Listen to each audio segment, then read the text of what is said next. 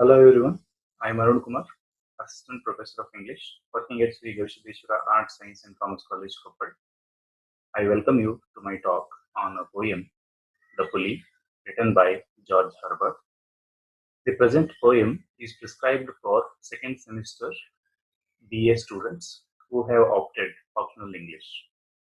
Thus, I welcome you to this talk. I divide my talk in three steps. Part 1 introduces the poet as well as a little background to the poem. And part 2 discusses on what is metaphysical school of poetry, who are the poets, and what is their contribution. And the part 3 deals with the text of the poem, which is having 4 stanzas of 5 lines each. Thus, I welcome you for the current session. Let us begin with a PPT. Part 1, we shall discuss it with the learning objectives. The learning objectives of this session include the life and contributions of George Herbert, understanding metaphysical school of poetry. At the same time, while understanding the school of poetry, we will also understand characteristics of the present school of poetry.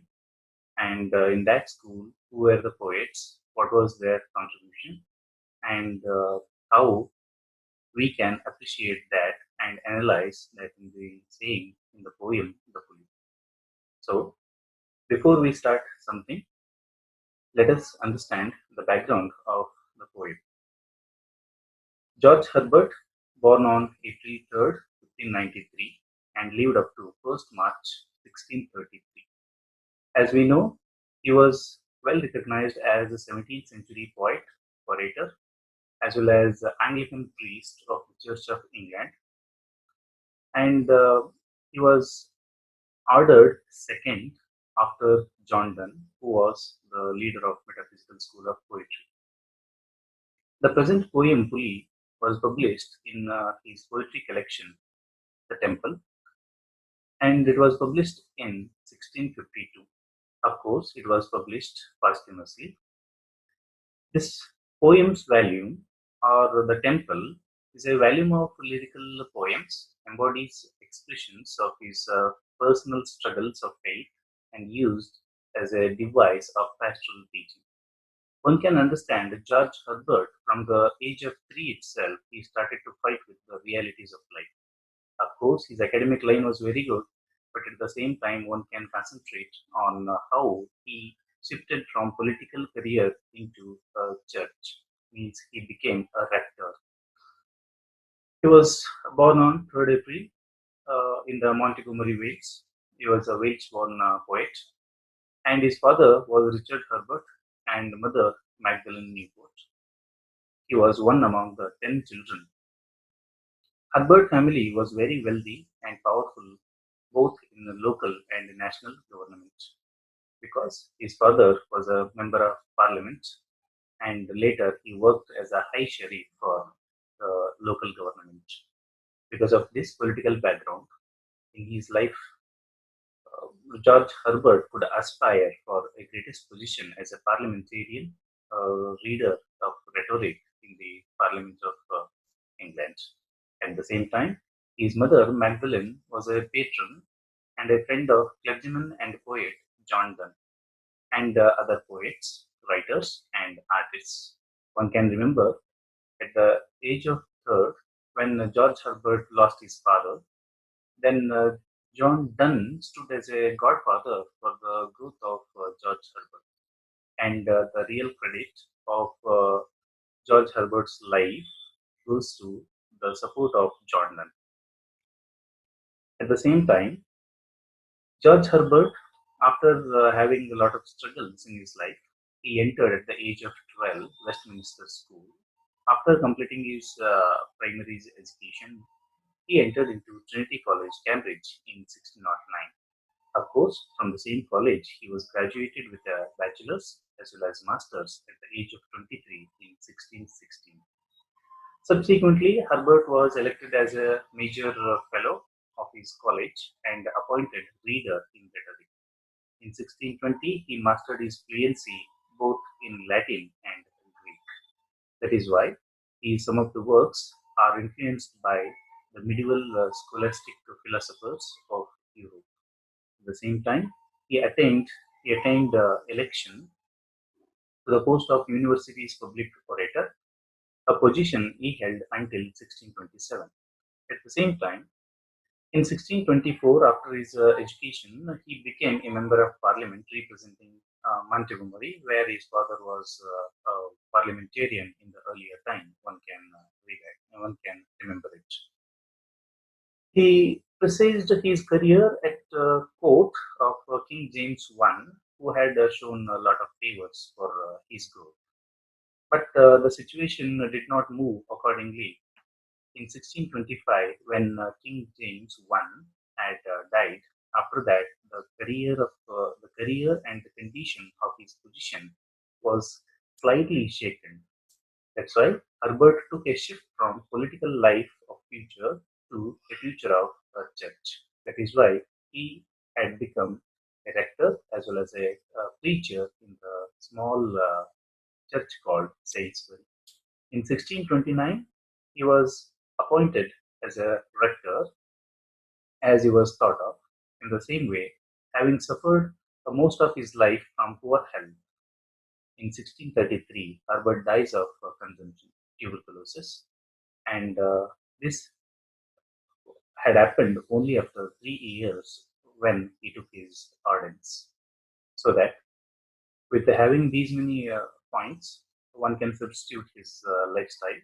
Of course, when he was in Cambridge, he could cultivate a lot of his literary geniusness as well as he could establish himself as a great orator. And one can remember these are only few points to substantiate the lifestyle of George Herbert. To move on to second part, Metaphysical School of Poetry, I should comment from metaphysics, the word onwards. Of course, meta and physic, these are two separate words. We should talk about the world which we cannot see, the world which we cannot uh, you know, prove with evidences, but we can surely feel this.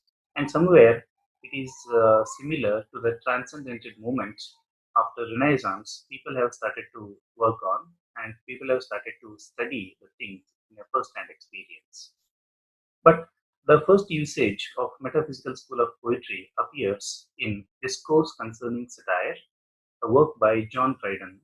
While talking about the lifetime, or while talking about John Donne, Dryden uses this word. He affects metaphysics not only in his satires, but in his humorous verses. And in the same way, as it continues, in 1693, while commenting on John Donne, leader of Metaphysical School of Poetry, John Dryden employs the term the metaphysics in his work Discourse Concerning Satire. It means that Donne employs the terminology and abstruse arguments of medieval scholastic philosophers. But later, the word came into existence with the use of Dr. Samuel Johnson in his work, The Lives of the Most Eminent English Poets in 1779. The first term he used, like, appeared a race of writers that may be termed the metaphysical poets. And this is how the word came into existence in 1789. Of course, till the work of 20th century's T.S. Eliot published his essay, till then, metaphysical school of poetry was not that important for the critics. Once after the modernist poet T.S. Eliot has commented on it, people have started to pay a lot of attention and the revival of the interest can be seen. So that when this term was coined by Dr. Samuel Johnson, it appears in the first chapter of the same book while talking on the chapter of Abraham Cowley. And it was used to describe a loose group of 17th century English poets. And I do not mean if it is a school, means it is not an academic school where all the poets come together and they pursued and they have cultivated the literature. I do not mean that. So many a time there are possibilities that these poets do not know each other. This type of poetry characterized by the inventive use of conceits where two opposite things are used to invoke a new type of imagery, and by a greater emphasis on the spoken rather than the lyrical quality of their verses. One can see that there is a breakthrough from the Elizabethan period of time, because at the time of Elizabethan period, you can see that literature was mainly lyrical, amorous, and it was related to court in a highest manner. But after that, in the time of John Dryden also, one can see that the poet got an intellectual mark. In between these two, there was a transition from the 16th century towards the 17th century. From the time of Queen Elizabeth II, the time of King James I, as it is moving on, one can see that who are the poets and what was the main worldview of their writing. So, in a highest rank, even metaphysicals can be divided as Elizabethan metaphysicals, Cavalier metaphysicals, religious metaphysicals, and the last of the metaphysical, John Cleveland. Up to then, it can be the major features of these school of poetry considers the following points. Philosophical worldview. The poets have started to see the world not how it appears. They have started to see why it appears so. And these poets were very successful in creating their own world of writing, where they could see their own imagination coming towards the reality in the form of writing. Their philosophical worldview was similar, more or less, and it was later coined the word unified sensibility by T.S. Eliot in the 20th century. Till then, these poets were paid attention, but not that considerable one. But in the 20th century, high critical stances were paid towards this school. These poems were in the beginning or at the basic level, these are marked with witty, intellectual, cynical, and idealized, which means these are very intellectual poems and very sharp in language. At the same time, a figurative language makes their poems and their levels complexity into high order. For example, one can remember John Donne calling sun as a fool in his poem, The Sun Rising. He also compares his love to the flea, a very an insect, and in the same way, he also considers to the half-flies in his poem, The Canonization. He calls lovers as half-flies, and he wished to build up a tomb on the name of poems. If it is not possible, it can be possible to write few lines towards the poets. And these philosophers were mainly focused on carpe diem philosophy, which means seizing the day. What is present and where they are, that becomes very important for them. And other than that, the idealized world they can see in the present. The basic ideology of the poets were to represent the world and their conscious effort in putting their imagination into the reality of the writing. In this regard, the poets were mainly having the usage of the philosophical worldview that is called carpe diem, and where the poets would seize the present time. And in this regard, the poem or the poet, where basically it talks about the present time of them. The poem is full of, or any of the sort of poetry, if you take up an example, irony, paradox, obliquity, and these were making the poem little more complex. And at the same time, the poem is colored or embellished with figurative and the dramatic directness of the language, which means where the poem would start up abruptly and it takes up an argument obtrusively and it continues on a strong logical base where it can be called as a subtle and outrageous logic many a time, and ordinary people cannot follow their imagination or the metaphors or the figurative language whatever that they use, because these would differ according to their own capacity of the writing. In this regard, the poem, where basically it talks about the present time of them. The poem is full of, or any of the sort of poetry, if you take up an example, irony, paradox, obliquity, and these were making the poem little more complex. And at the same time, the poem is colored or embellished with figurative and dramatic directness of the language, which means where the poem would start up abruptly and it continues on a strong logical base where it can be called as a subtle and outrageous logic many a time, and ordinary people cannot follow their imagination or the figurative language whatever that they use, because these would differ according to their own capacity of the writing. In this regard, the poem or the metaphysical school of poets were succeeded in establishing their own worldview of poetry. In this regard, after having a brief outlook towards the life of George Herbert and the background of these metaphysical school of poets, let us move towards the third part of the plan. Let's begin part. The title "Puli" here refers to the complete theme of the poem. That is why the word "Puli" is thematically referent to the complete poem. As you can see the image of Puli on the screen, it is it is given here metaphorically because when the goddess created us from the heaven, and still he wanted to pull us back towards his almighty power. Though the man is created out of both celestial as well as terrestrial elements, it is important to know that the man is also an image of the God himself. For his glory of the God, he has created human beings on the earth. So before I begin the analysis of the poem, let us see some of the points towards it. Though the poem is lyrical in its nature, it follows thematical of themes of metaphysics. It was published in 1652 after the death of the poet.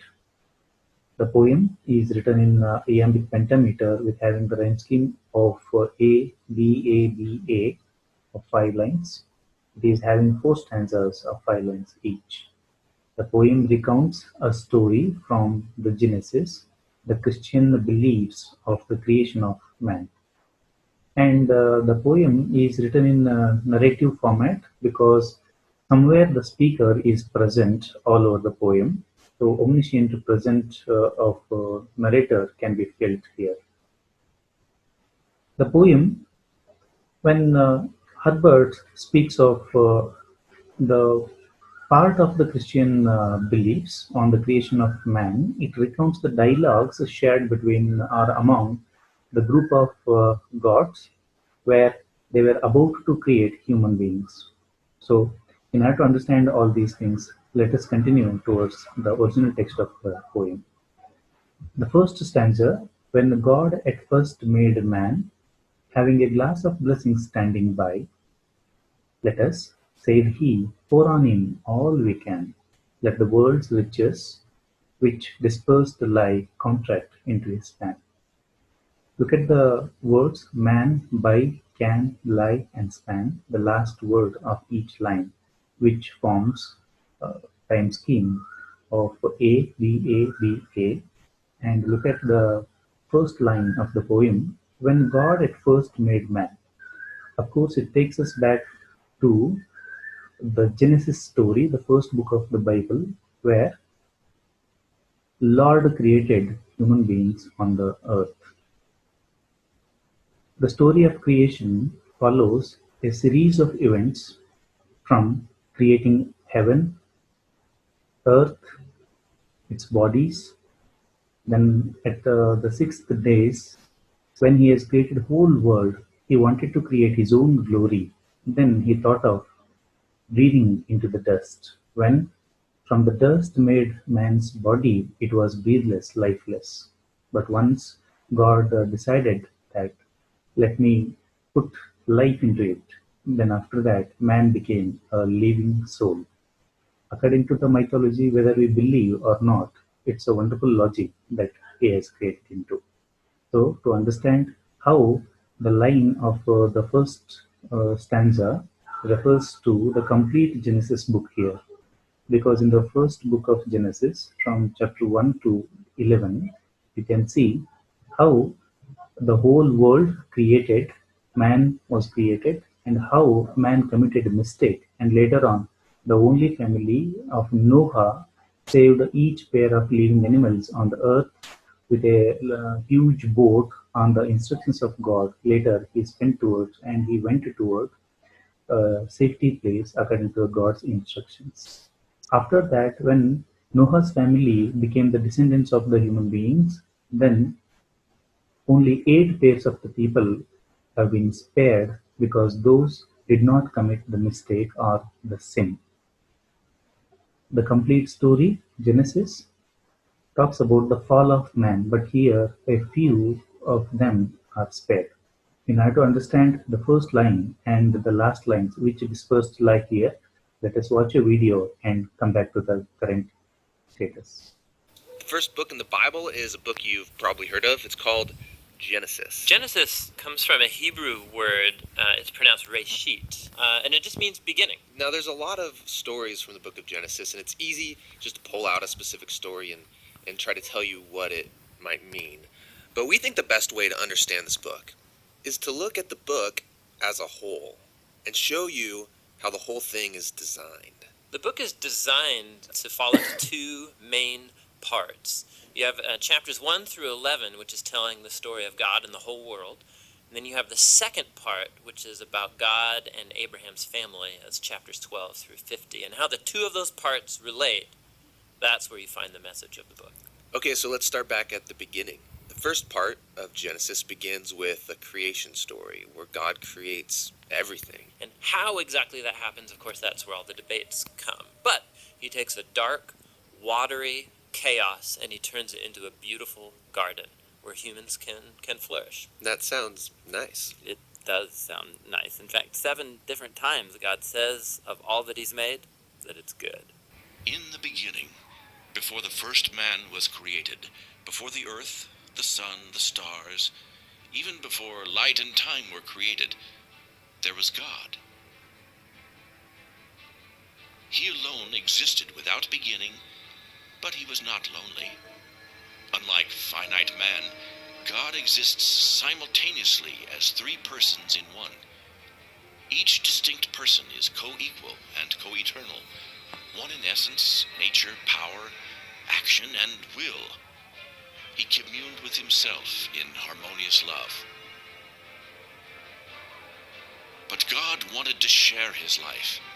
He wanted friends and neighbors. The Bible tells us God created numerous kinds of angelic beings to offer praise around his throne.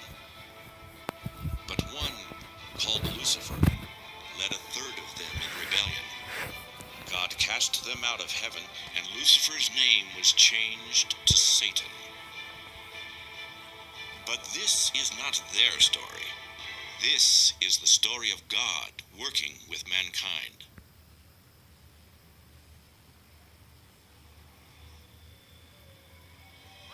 In the beginning, God created the heaven and the earth. And it came to pass that the earth was formless and void, and the Creator moved upon the face of the waters. Suddenly, God spoke into the darkness, "Let there be light." It was not as many modern men suppose. The Creator did not make use of evolution. He created all things by simply speaking them into existence.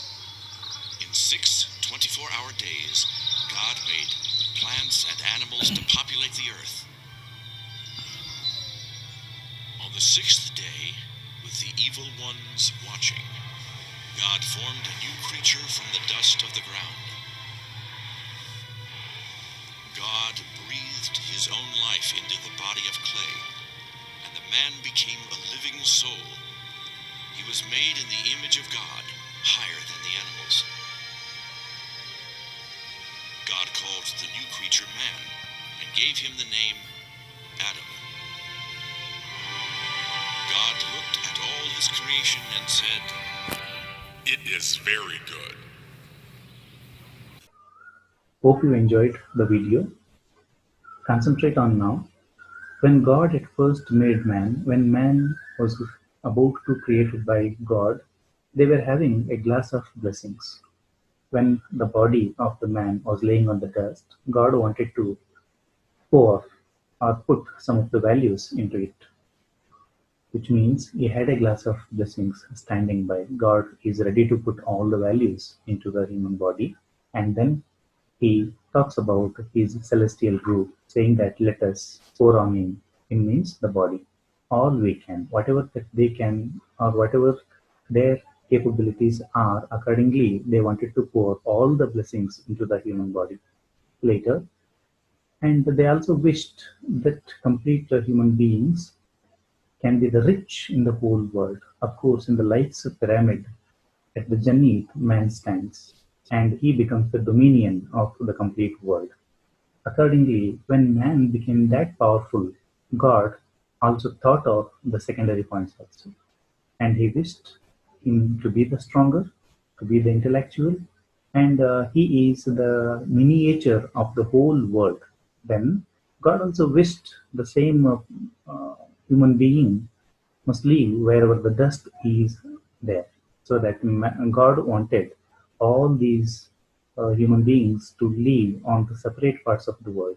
That is why when God created human beings, and he also was aware of his mortality, because God is an immortal body according to theology, but man is not that.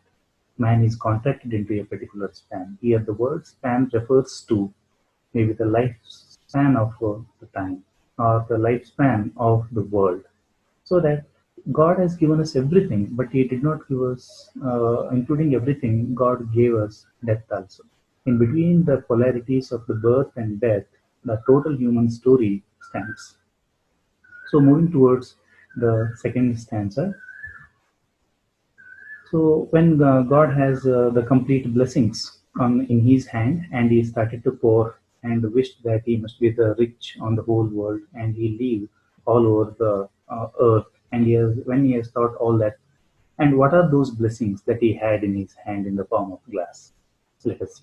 So, strength first made a way. God has given us the strength first, the fittest of the survival. According to that, one who is stronger can live longer. That is why God made us uh, stronger. At the same time, strength is the first quality which is given into the life of human beings. Then beauty flowed, and you can see that comparing with all the animals, man, social animal or political animal, he is having the beauty of the human life. At the same time, it is not only the strength and beauty made men great, also the knowledge, what we can call wisdom, and he knows everything because the whole universe is imprinted into his brain. And he has also honor, which is a constructed the quality of human beings, and even the basics and the basic instincts were not forgotten, and even man is blessed to enjoy the pleasure also. So look at the qualities now: strength, beauty, wisdom, honor, and pleasure. Everything is given.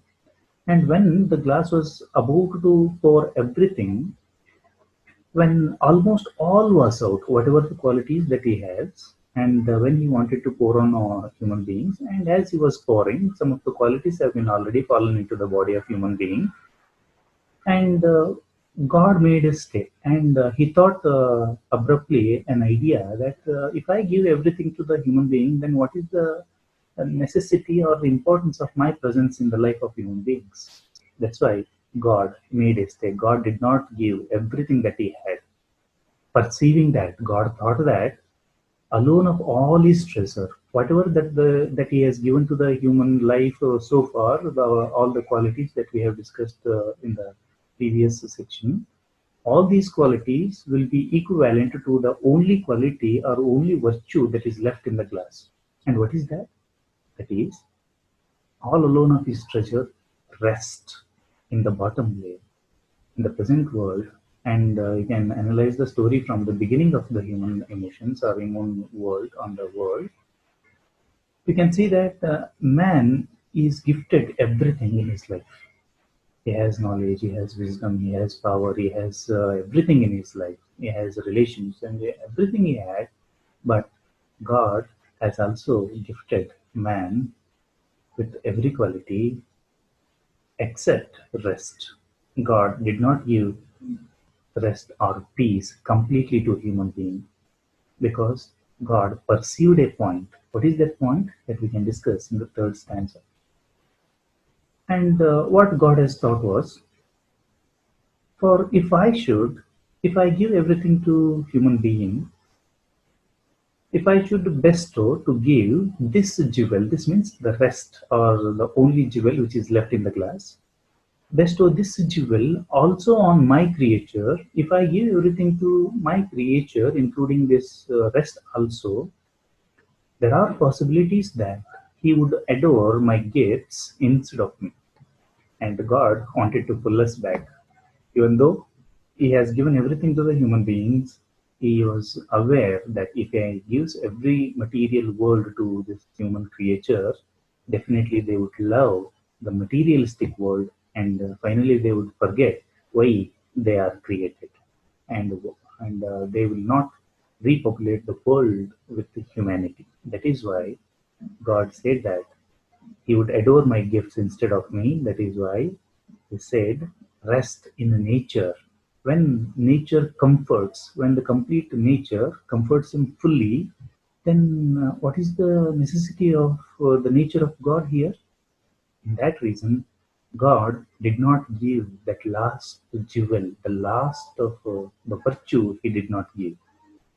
That's why God wanted human beings to take their rest in the nature of God. That is why rest in peace. So that peace can only be given by God. That is why he said, so both should losers be. If I give everything to human being, he will forget me. As a matter of fact, even my idea will not be fulfilled. So that he wanted to keep up a bond between the two. One is the God and one is the image of God, that is man. For that reason, God did not give that particular jewel called peace. That is why in the present world, though he is technologically advanced, psychologically he is powerful, cognitively he is very well, and when he is fit at all the sides, from the professional life and from the personal life, everything is perfect. But man is constantly frustrated. So the stress management in the present time is also a matter of fact. So let us to move towards the last stanza of the poem, where George Herbert says why human beings are created, what are the qualities are given, and why God did not give that final quality, and what does all it mean. At last stanza, yet let him keep the rest. God was not that selfish.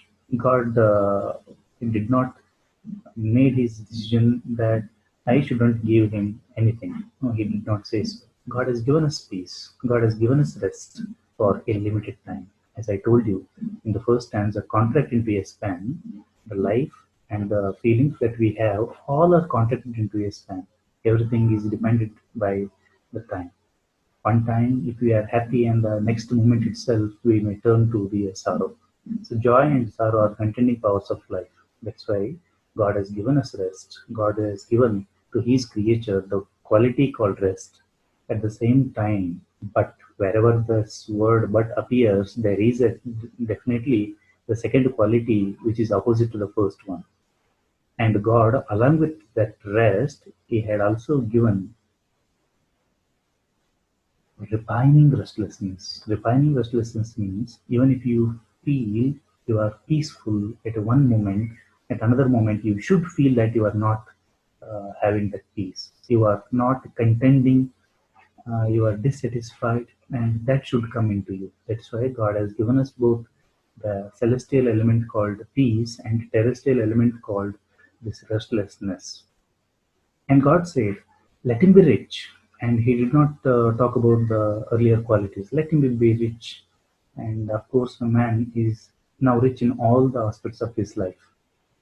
As well as he is rich, the same he must be weary. Weary in the sense, this man must feel the tiredness. And that at least God knows very well. How many of us would remember God when we are happy, when we are thankful to Him at our well-being time? Definitely, God knew that very well. If goodness lead Him not, when we are happy, if we do not follow, or if we do not thank God, if we do not seek the help of God, if we do not seek the blessings of the God, possibly there are chances, and God made that at weariness, the world of weariness, the tiredness. the troubles of the life, the problems that He creates, the dissatisfaction that we feel, everything that He has forced, the forcing powers of life definitely makes us remember that, oh my God, why you did this to me. That is why He said, of course, if not the goodness may lead this human being to my presence, definitely this quality of restlessness would bring human beings to my breast. That's why He says, if not goodness, this weariness may toss human being to my breast. And He says that the quality of affection did not tear off. When God has created, God has breathed the whole life into the common beings, and did not forget that everything is there between human beings, but God also wanted to keep in touch with this man in the form of love, affection, and the peace. That is why God has created everything, He has given everything, but He has given a loophole in the life that man should feel restlessness so that he would be turned up to the God. That is why it is the moral duty of every one of us. When we are good, let us thank God. When we are tired, let us seek their blessings. And to talk about scientifically, it has one more view to present. If God has created everything on the earth and the restlessness to the human being's heart, which means God wanted us to keep on track. That is why God gave us everything along with this restlessness also. In short, to analyze complete poem, it follows only an event of the Christian mythology where God wanted to create human beings. He had blessings. He had started to give accordingly strength, beauty, wisdom, honor, pleasure, everything He has given. When almost all was out, He stopped away and He thought that if I give everything to the human being, this man would love the material world, the visible world, but man will not understand the presence of the celestial bodies like God. That is why let him keep the rest. Along with that, surely he would keep up with the repining restlessness. He should feel peaceful, at the same time, he should feel weary when he is rich. That is why God has given us everything, but He has given them only in a short span of time. That is why it is our duty to make our life beautiful, and we shouldn't forget that we are the miniatures of God. Even though there are no proofs to prove that God is existent and all whatever we are thinking may be there, but still it is a good reason to live in a peaceful manner in this. So with all these points, I thank you for watching this.